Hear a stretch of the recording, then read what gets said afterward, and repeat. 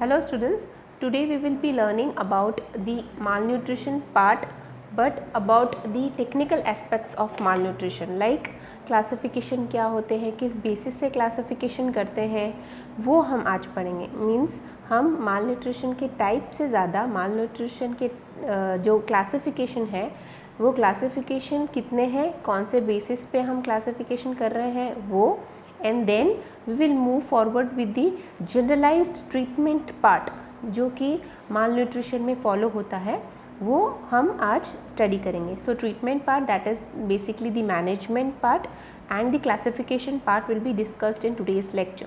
Malnutrition in general means what? Malnutrition means it is derived from malus means bad and nutire means to nourish. So it is like bad nourishment. Okay, it includes both undernutrition and overnutrition. So अगर access है nutrition का तो भी उसे हम malnutrition कहेंगे, और deficiency है वन और मोर एसेंशियल न्यूट्रिएंट्स की तो भी हम उसे अंडर न्यूट्रिशन कहेंगे. So both are a type of mall nourishment.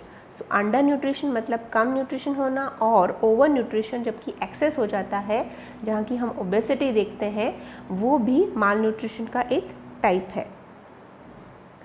अब जब हम अंडर न्यूट्रिशन की बात स्टार्ट करें, so starvation. Under nutrition means food जो है it is not rich in nutrients which it should be. अगर हम उसकी बात करें सो अडेप्टेशन टू स्टारवेशन जो होता है इसमें एनर्जी सोर्स यूटिलाइज होती है. So what all the source are utilized? Depletion of glycogen stores. Okay, glycogen stores जो होते हैं वो यूटिलाइज होते हैं, उसके वजह से ग्लूकोनियोजेनेसिस इंक्रीज होता है, that is increase glucose and decrease in insulin. Okay, glycerol, amino acid, lactate and pyruvate, these are all the types. Fatty acid oxidation and ketone bodies, these are produced. Okay, so decreased utilization, reduced protein catabolism and gluconeogenesis. So this is all the adaptation process which is going on to starvation. Another is adaptation to starvation of fluid and electrolytes. इसमें क्या होता है? inhibition of sodium pump. Sodium pump का inhibition होता है. सो intracellular sodium increase होता है और टोटल बॉडी वाटर इंक्रीज हो जाता है. Okay, increase urinary loss of potassium, calcium and phosphate, magnesium and zinc. So decreased total body potassium which results in hypotonia, apathy, impaired cardiac function. Potassium जो है वो loss हो जाता है body में से via urine, and decreased potassium leads to hypotonia, apathy, impaired cardiac function. This is the most important part. जबकि हम पोटेशियम को अगर हम इस पोटेशियम पे ध्यान दें. Now we will come under the or we will discuss the main part of our lecture today, that is classification of undernutrition. We are going to discuss all the types of classification possible and exam point of view से आपके कौन सी important है उस पर हम ज़्यादा focus करेंगे, rathers we will just mention it. Okay, so आपके एग्ज़ाम पॉइंट ऑफ व्यू से गोमेज क्लासिफिकेशन सबसे इम्पॉर्टेंट है, then comes the WHO classification and then the IAP classification. So Gomez classification जो है वो सबसे इम्पॉर्टेंट है एग्ज़ाम पॉइंट ऑफ व्यू से. इसमें क्या मेजर करते हैं? These have 3 grades: mild, moderate and severe. Okay, so weight for age, this is what is measured in Gomez classification. So Gomez classification is also said to be underweight classification. Okay, इसमें weight for age ये classify करते हैं grade 1 and 2 and 3. In detail we will discuss later on. Next is water law, that is wasting, and water law for shunting. These both are water law. water law में wasting and shunting both हम consider करते हैं. so wasting consider करोगे तो weight for height आएगा, ठीक है. so weight for height, if weight for height is less then it is wasting. so water law is for wasting also, and height for age, that is shunting. ठीक है, जब height age से कम होती है that is known as shunting. so it is also considered water law. These both have mild and severe, moderate and severe, mild, moderate and severe type का 3 classification. Grading, WHO में भी wasting and shunting होता है, but wasting and shunting के साथ we also consider कि उसका age group, for age group 6 months to 59 months. So WHO classification में you consider the weight, height and age, and with that you consider the edema part. So this is considered in WHO. It also has mild, moderate and severe variety. Okay, now each one को हम individually discuss करेंगे. The most important as I said exam point of view से Gomez classification, ये आपके exam में आया हुआ है. सो गोमेज क्लासिफिकेशन को अच्छे से हम याद करेंगे. So weight is 90% of the expected weight, no malnutrition. ठीक है, अगर वेट जो है 90% है so there is no malnutrition. और इसमें first degree, second degree and third degree malnutrition को डिवाइड करने में weight is 75 to 90%, 60 to 75% and less than 60%. So अगर फर्स्ट डिग्री अगर आप कंसिडर कर रहे हो, so that is 75 to 90% of the expected weight, then it is first degree malnutrition. जो एक्सपेक्टेड वेट है उसका 75 to 90% है. So first is more than 90%, you will consider normal. अगर 75 to 90% के बीच में है देन फर्स्ट डिग्री. अगर 60 to 75% के बीच में है of the expected weight, then it is second degree malnutrition. And if it is less than 60 degree then it is our third degree और सिवियर माल न्यूट्रिशन. ठीक है, these are the three classification. Gomez classification इस 3 में divided है. अब Gomez classification को थोड़ा सा मॉडिफाइड वर्जन है, उसको मॉडिफाइड कर दिया है अकॉर्डिंग टू नीड्स. इसमें wait is 80% of the expected weight, no malnutrition. So if it is 80%, no malnutrition. First degree weight is 70 to 80% of the expected weight.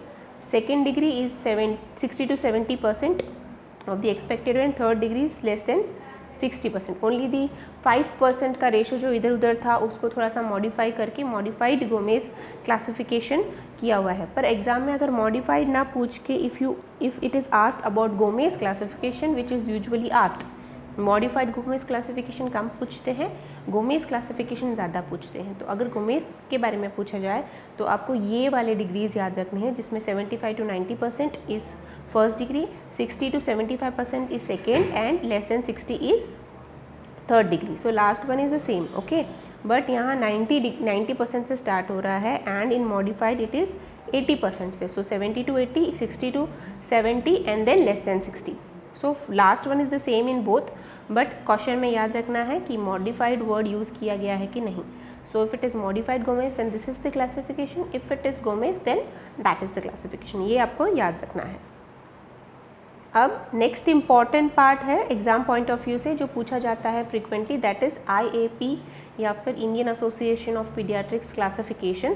That is also like it is suggesting weight for age standards like the Gomez classification. Gomez classification से ही ये invent किया गया है या फिर उसी को ध्यान में रख के IAP क्लासिफिकेशन भी बनाया गया है. So it is like quite similar but only the grading is different and some part of the severity is according to the modified version.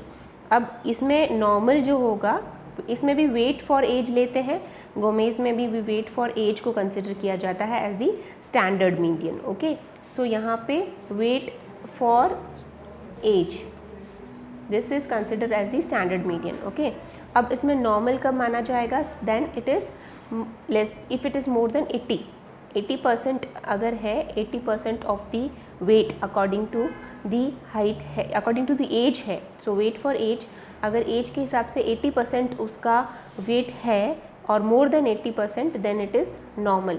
Grade 1 malnutrition when 71 to 80, so it is mild malnutrition 71 to 80. Grade 2 61 to 70, that is moderate malnutrition. Okay, grade 3 में 51 to 60, that is severe malnutrition. So 60 तक तो you consider the same as modified Gomez.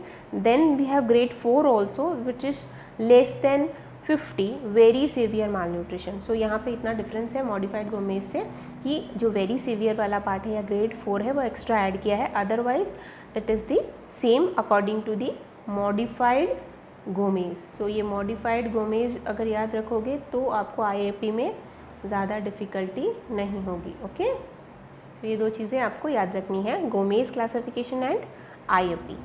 Modified Gomez याद रखा तो IAP आपको normal same ही समझेगा, but only the very severe malnutrition या grade 4 is not there in Gomez, modified Gomez. Now the another important is WHO, ठीक है, defined as the presence of oedema of both the feet और severe wasting, 70% weight for height length और less than 3 -3 standard deviation और clinical science of severe malnutrition. So severe malnutrition के इतने criterias WHO ने follow किए हैं, जिसमें age, weight, height and oedema is considered. So now we will see कि कैसे कंसिडर किया है, and then it is consider कि स्टैंडर्ड डिविएशंस कितना है। जो हम परसेंटेज कंसिडर करते हैं उसमें बेल कर्व बनाया जाता है, बेल कर्व के हिसाब से स्टैंडर्ड डिविएशन बनाए जाते हैं।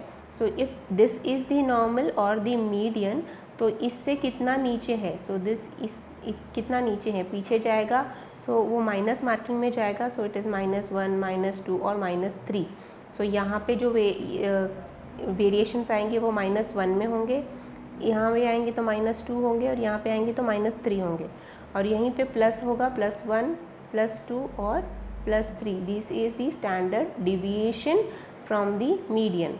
Median is the normal criteria which you are considering. तो अगर नॉर्मल क्राइटेरिया आप जो कंसिडर करोगे उससे कितना प्लस और माइनस है, उस हिसाब से स्टैंडर्ड डिविएशन को कंसिडर करते हैं। This is the basic information if which you need for understanding what is SD।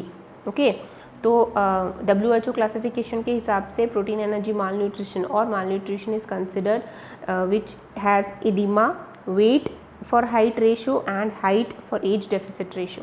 Okay, इसमें अगर मॉडरेट और सीवियर में डिवीजन करना है, सो मॉडरेट में इडिमा नहीं होगा, okay, definitely, and then severe में इडिमा होगा। ये क्राइटेरिया है। Weight for height deficit 2 to 3 standard deviation के बीच में है, देन मॉडरेट है, like that is 70 to 79%।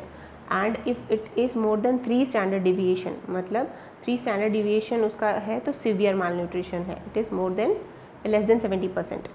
Height for age percent अगर क्राइटेरिया करें तो 2 to 3 स्टैंडर्ड डिविएशन के हिसाब से है, देन इट इज़ 85 to 89, ठीक है। And if it is more than 3 standard deviation, that is less than 85%, and so it is severe. So more than 3 standard deviation with edema in both height for weight for height and height for age, दोनों में ही 3 standard deviation से ज़्यादा उसका deviation है और edema है, तो severe malnutrition कहेगा, otherwise it is moderate. Now important वाले तो हमने 3 डिस्कस कर लिए, that is Gomez and WHO and IAP। Other rest क्या क्या क्लासिफिकेशन है जो कि ज़्यादा एग्जाम्स में नहीं पूछे जाते, but then also you need to know what other classification are there. So one is Waterloo classification. Waterloo classification में 2 क्राइटेरिया यूज़ किया जाता है, that is height for age and weight for age are expressed in percentage. So इस हिसाब से इसका classification होता है। If it is like weight for age express in percentage के हिसाब से अगर आप माल न्यूट्रिशन को कहोगे तो height for age if it is less than 90%, chronic malnutrition which has less than 80% of the weight, 80 to 120 के बीच में है stunting but no malnutrition, उसमें भी सेम रहेगा।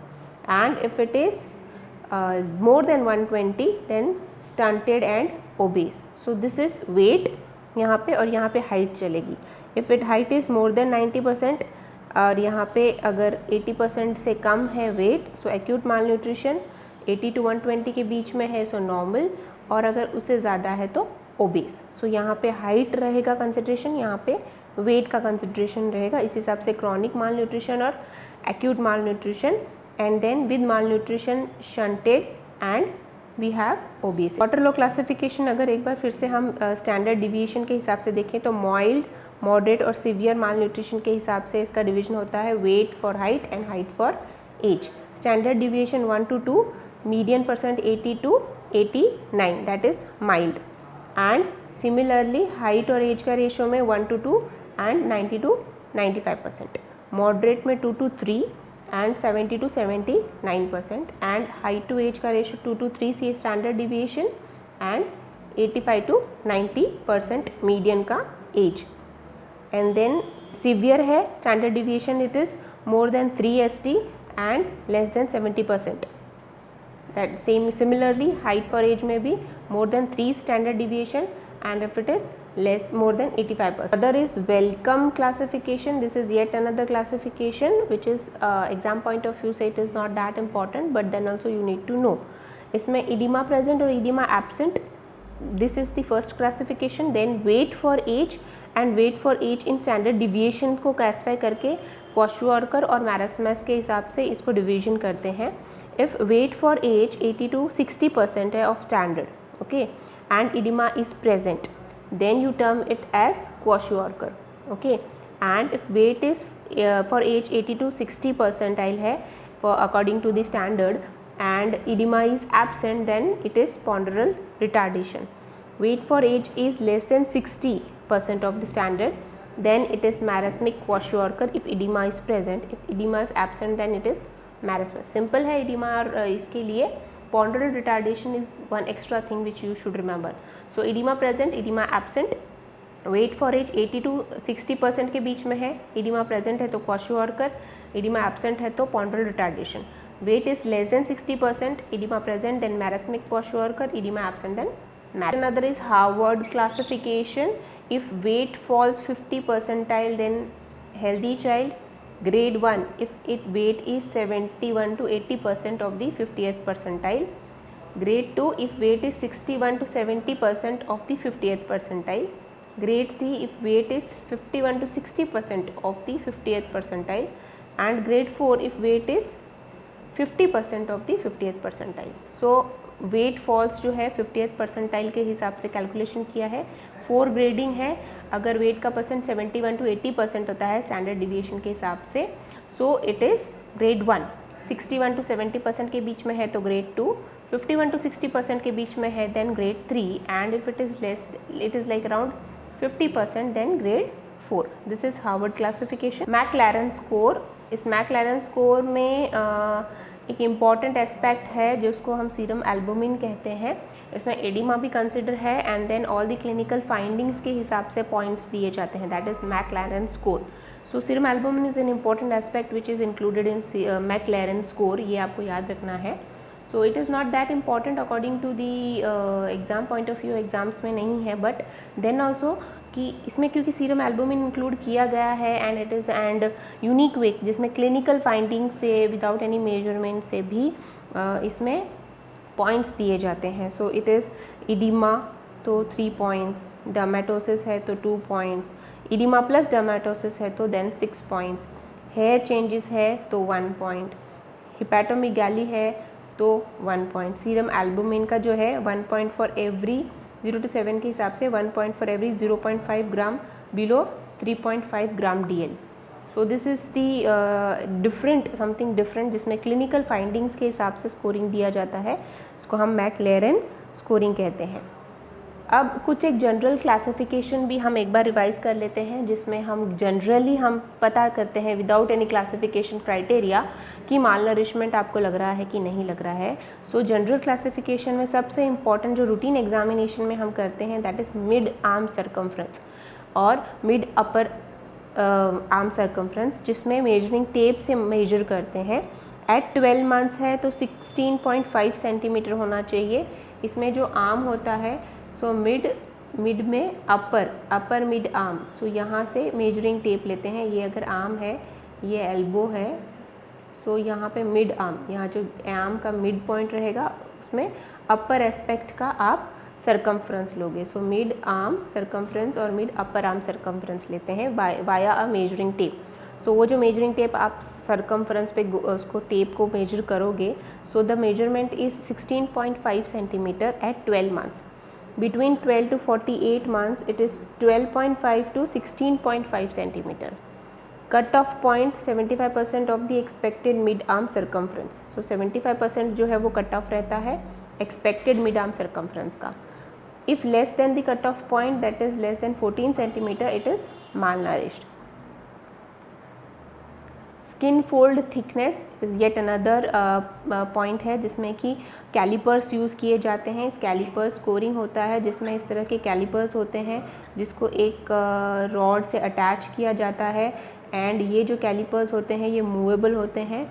यहाँ पे स्किन का जो है एक पार्ट का फोल्ड थिकनेस लिया जाता है और इस पार्ट को इस मूवेबल से यहाँ पे ज्वाइन किया जाता है। कितना थिकनेस आया उसका रीडिंग यहाँ पे रहता है। सो दैट आर कैलिपर्स, जिसमें हर्पेडियन कैलिपर होता है। यह कहाँ कहाँ मेजर कर सकते हैं स्किन का फोल्ड? ट्राइसेप्स पे या फिर बैक ऑफ शोल्डर पे। नॉर्मल 9 to 11 mm आना चाहिए। If it is less than 9 mm then you consider is at malnourished. अब जैसे कि हमने मिड आर्म या फिर मिड अपर आर्म सर्कम्फ्रेंस की बात की थी, उसमें जो टेप यूज़ किया जाता था उसमें एक और टेप आता है जिसमें MUAC टेप, जिसको हम शाकिर्स टेप भी कहते हैं। तो शाकिर्स टेप्स एक नॉर्मल रूटीन वे है, ये एग्ज़ाम में भी बहुत बार पूछा जाता है।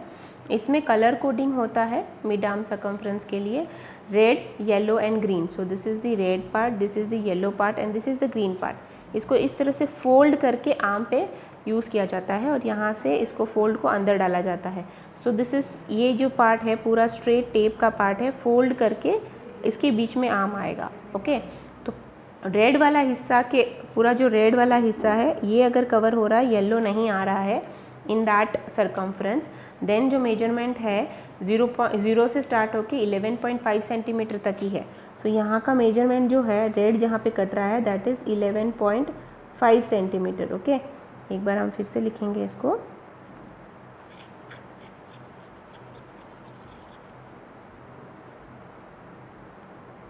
सो यहाँ पे जो यह रेड वाला कट हो रहा है that is 11.5 centimetre. Okay, so यहाँ पे 11.5 आ रहा है।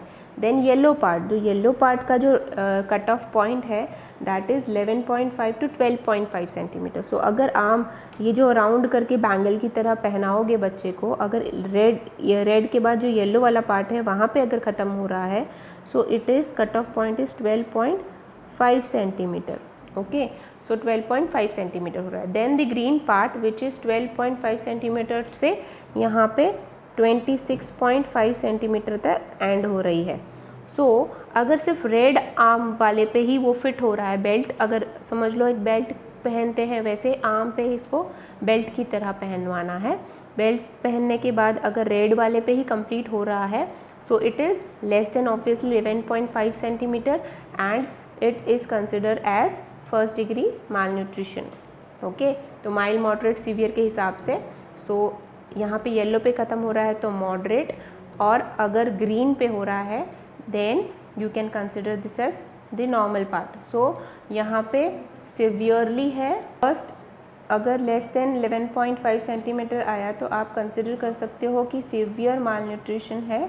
ठीक है, येलो पार्ट आया तो मॉडरेट है, and if it is green part then baby is not malnourished. So green is like go, green, yellow is wait and watch, you have to take care of the baby, and red is like severe malnutrition, इनको admit करने की ज़रूरत है। So this is how Shakir's tape work. अब body mass index एक formula है जिससे कि हम बॉडी मास मतलब कितना बॉडी में बॉडी और मास के हिसाब से आप इंडेक्स एक फॉर्म कर सकते हो, जिस हिसाब से बॉडी वेट जो है वो नॉर्मल है कि नहीं उसका पता चलता है। So it has weight and height criteria. The metric unit मतलब केजी के यूनिट में अगर आप कैलकुलेट कर रहे हो, so weight in KG divided by height in metre square is the BMI का index.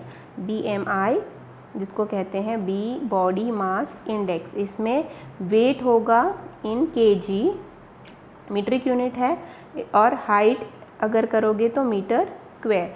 So this is the way you calculate body mass index. अगर मीट्रिक यूनिट्स में है, इंग्लिश यूनिट्स जिसमें पाउंड्स यूज़ करते हैं, सो इंग्लिश यूनिट्स में करोगे तो weight by height in inches square multiply by 703, वो कन्वर्जन फैक्टर है।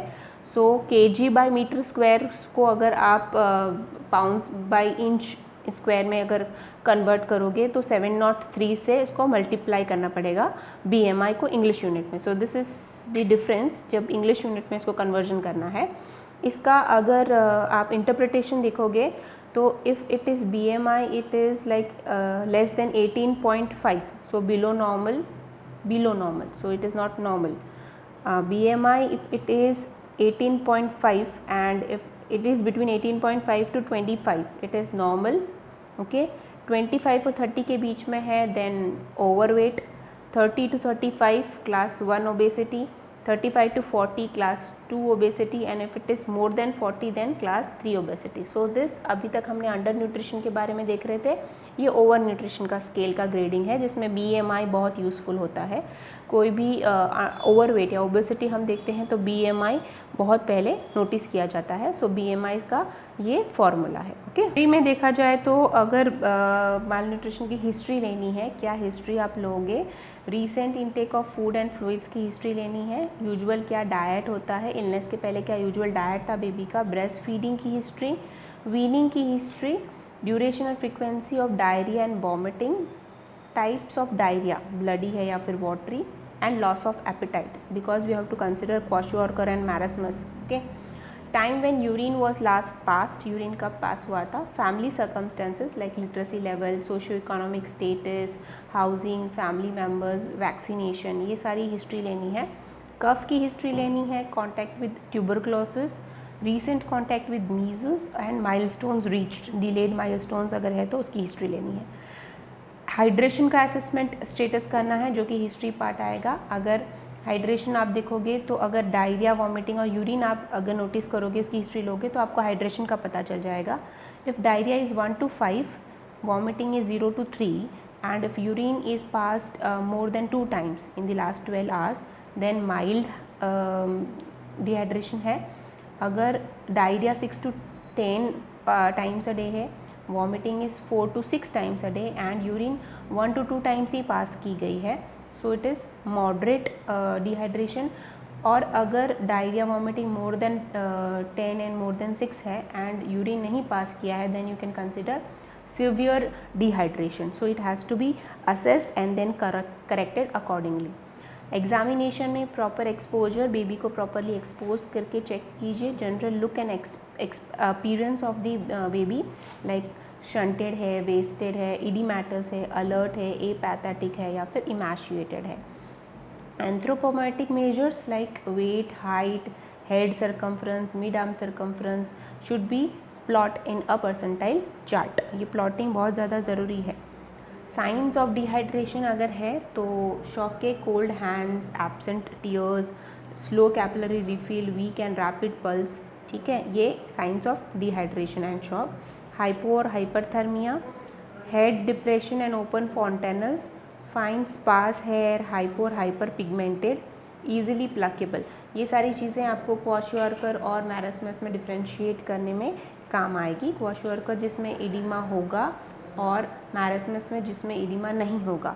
क्वाशोआर्कर and marasmus is completely important and completely syllabus के हिसाब से काफ़ी इम्पॉर्टेंट टॉपिक है जिसको हमने अच्छे से डिस्कस किया है नेक्स्ट एक कम्प्लीटली डिफरेंट लेक्चर में, जिसमें सिर्फ स्पेसिफिकली हम क्वाशोआर्कर और मैरस्मस के डिफरेंसिंग पॉइंट और क्या क्राइटेरिया से आप करोगे वो डिस्कस किया गया है। Now we will just stick on to malnutrition and the treatment in general part. Okay, hands, severe palmar और प्लैलार clubbing, pulse, widening of wrist, ये आपको एग्जामिनेशन में करना है। आइज़ में signs of vitamin A deficiency जैसे कि Bitot spots, night blindness and all.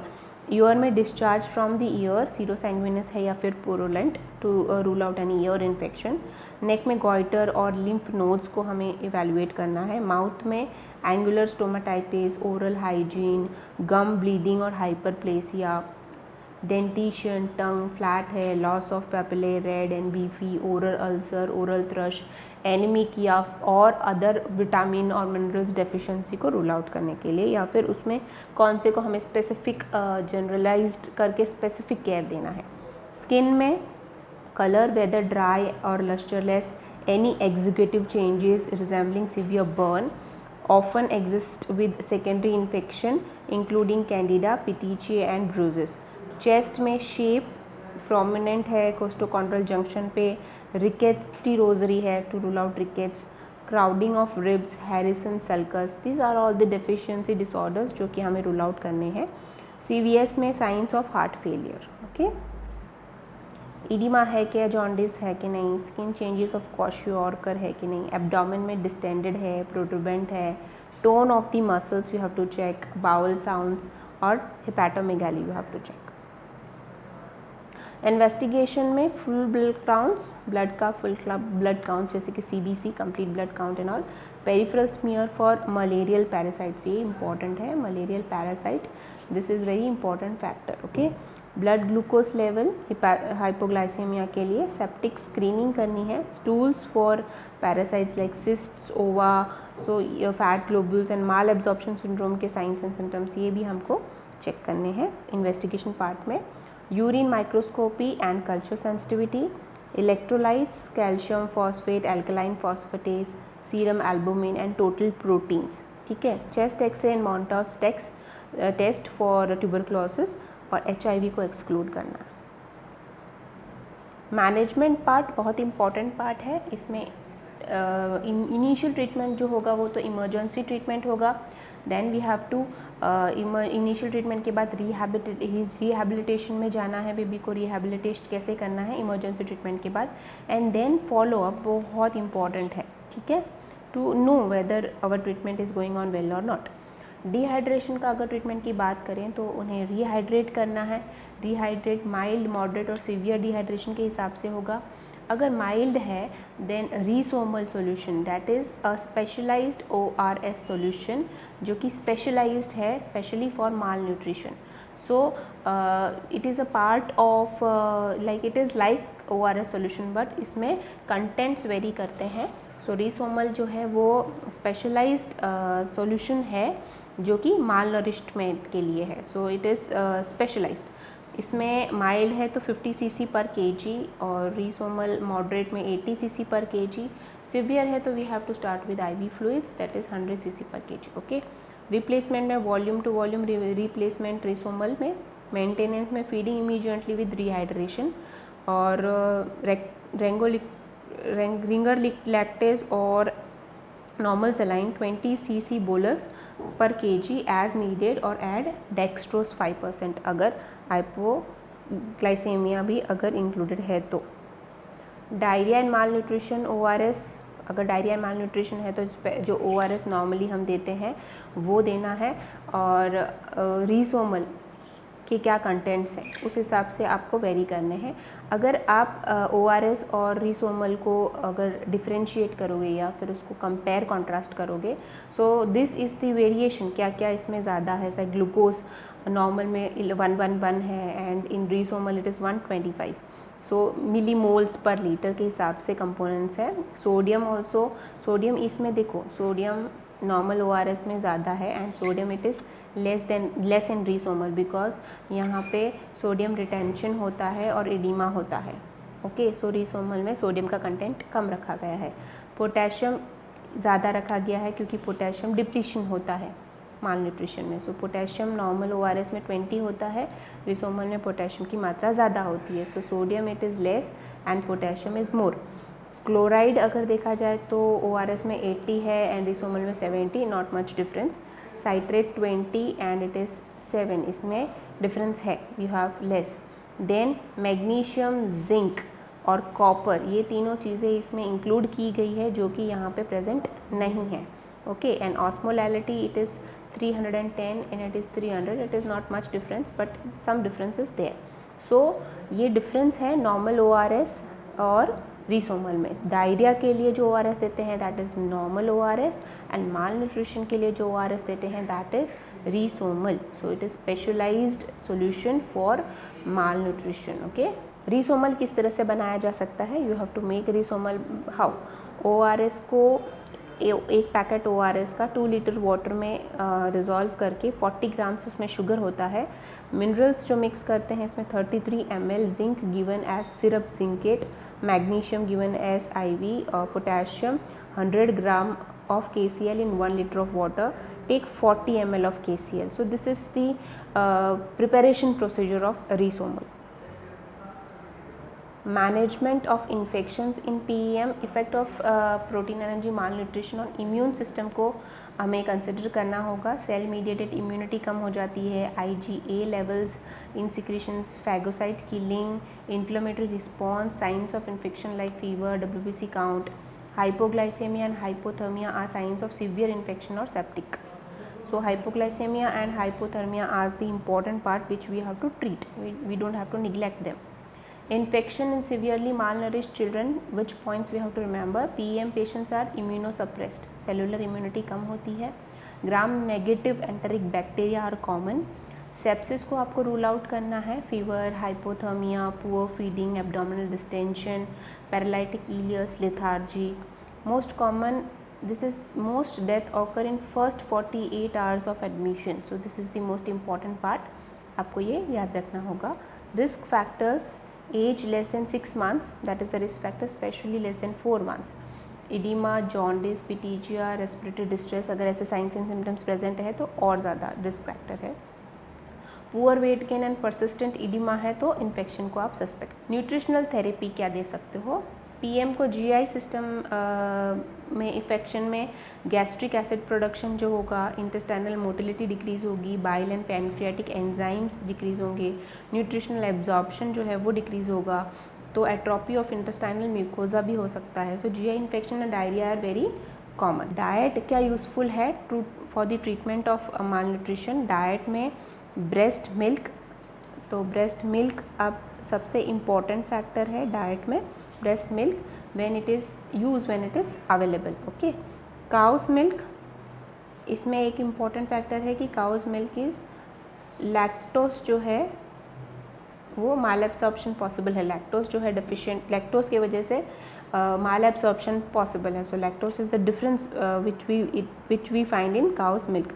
Lactose free formulas expensive होते हैं, so it is mostly not available.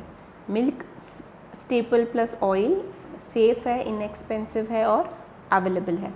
Serial and legume inexpensive है और अवेलेबल है। Chicken based also useful. WHO की ने specialised formulas include किए हैं, ये इम्पॉर्टेंट है। इसमें F75 है और F100 है।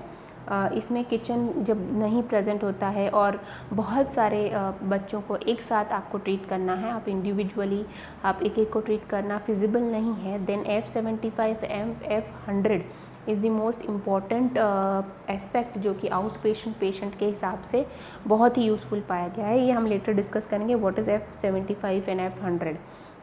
तो WHO के हिसाब से F75 F100 डाइट्स होती हैं जिसमें क्या क्या इंग्रेडिएंट्स होते हैं। इसमें होता है ड्राई स्किम मिल्क जो कि F75 और F100 में 25 to 80 इतना डिफरेंस रहता है।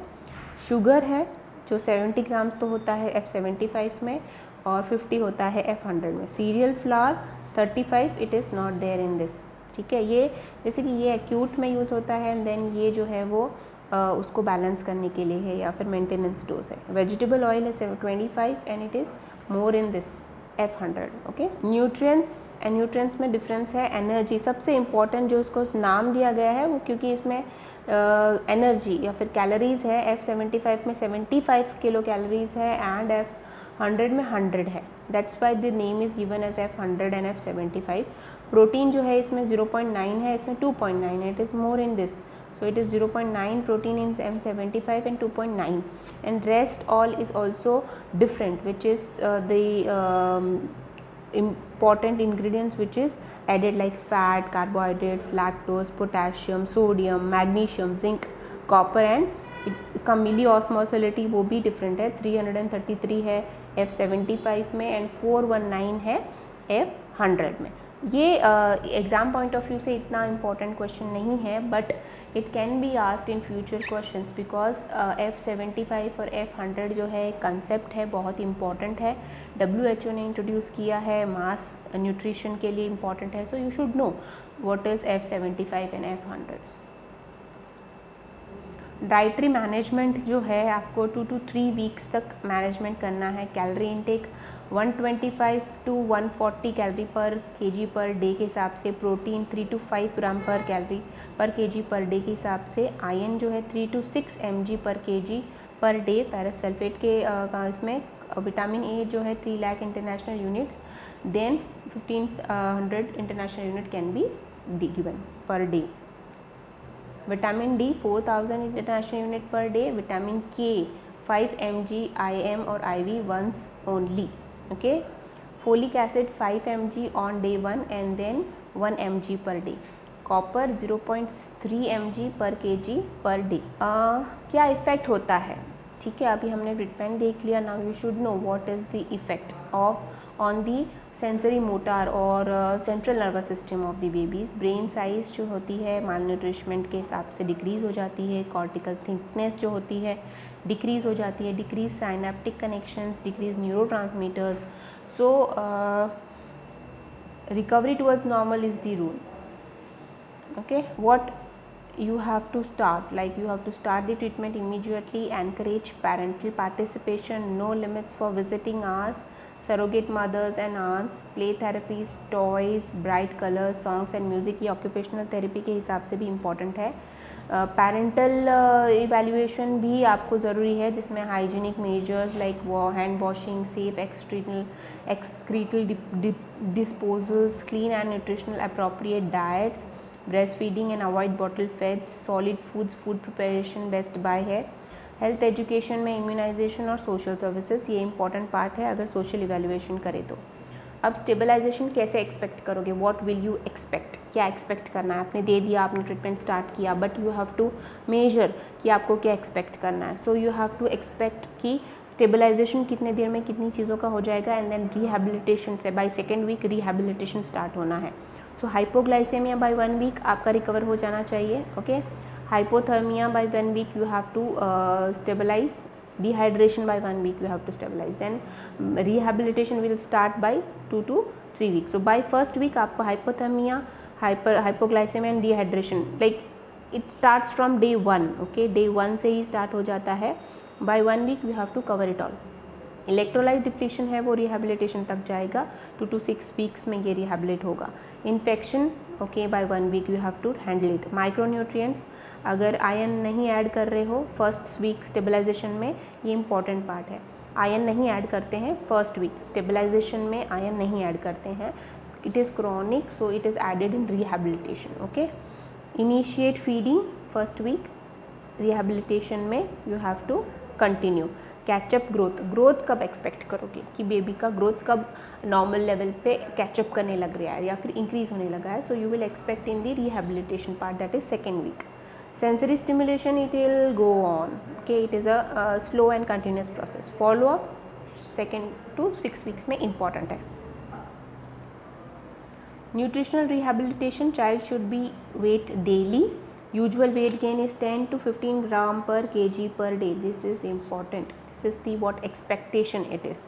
Treatment failures when the child does not gain weight at least 5 gram per kg per day for 3 consecutive days. So this is failure. Target weight for discharge achieved after 2 to 4 weeks. Target weight अगर आप कर रहे हो वो 2 to 4 weeks में achieve हो जाना चाहिए. Recovery takes place in 2 phases: initial recovery phase and consolidation phase.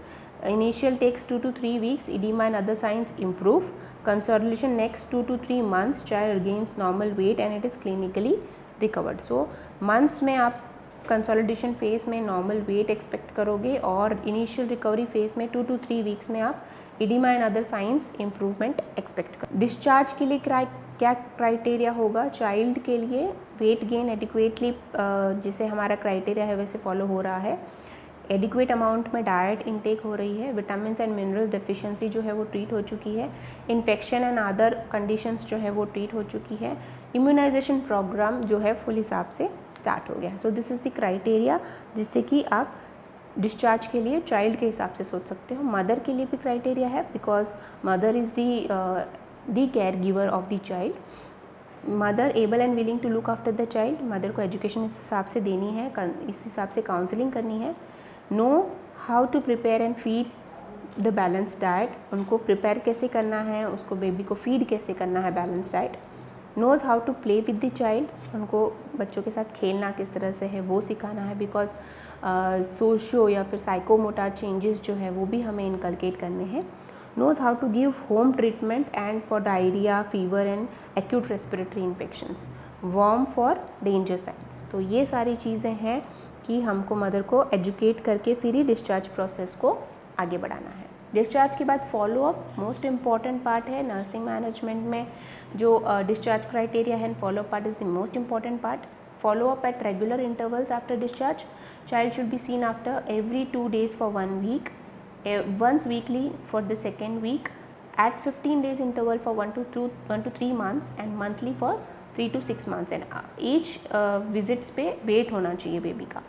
More frequent visits if there is a problem. After 6 months, visit twice a year until the child is at least 3 years old. So this is the follow up criteria. किस तरह से अभी important part, जब हम अगर last आ रहे हैं तो सबसे इम्पॉर्टेंट टेक होम मैसेज क्या हम लेके जाते हैं कि prevention is better than cure. मैं मदर को एजुकेट कीजिए, council regarding family planning and spacing between the children which is the most important. तभी फैमिली प्लानिंग होगी, स्पेसिंग होगी, तभी मदर चाइल्ड का उतना केयर ले पाएगी जितना उसे एक्चुअली में लेना है। ब्रेस्ट फीडिंग को प्रमोट करना है।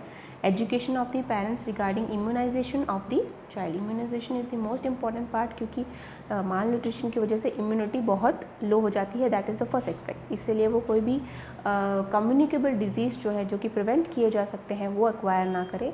इसीलिए इम्यूनाइजेशन जो है वो बहुत इंपॉर्टेंट है। तो इसी के साथ हम आज का लेक्चर यहीं पे कंक्लूड करते हैं, जिसमें कि हमने क्लासिफिकेशन और the management protocol of mall nutrition पे पूरा फोकस किया था। सो क्लासिफिकेशन में गोमेज क्लासिफिकेशन, आईएपी क्लासिफिकेशन और WHO classification exam point of view से इम्पॉर्टेंट है। और मैनेजमेंट पार्ट में आपको डिहाइड्रेशन के लिए रीसोमल जो हमने नया एस्पेक्ट पढ़ा वो, and then F75 and F100 formula feeds जो था WHO ने जो इंक्लूड किया है वो हमने नया पढ़ा। So these both are important. इसी के साथ हम आज का लेक्चर ख़त्म करते हैं। Thank you.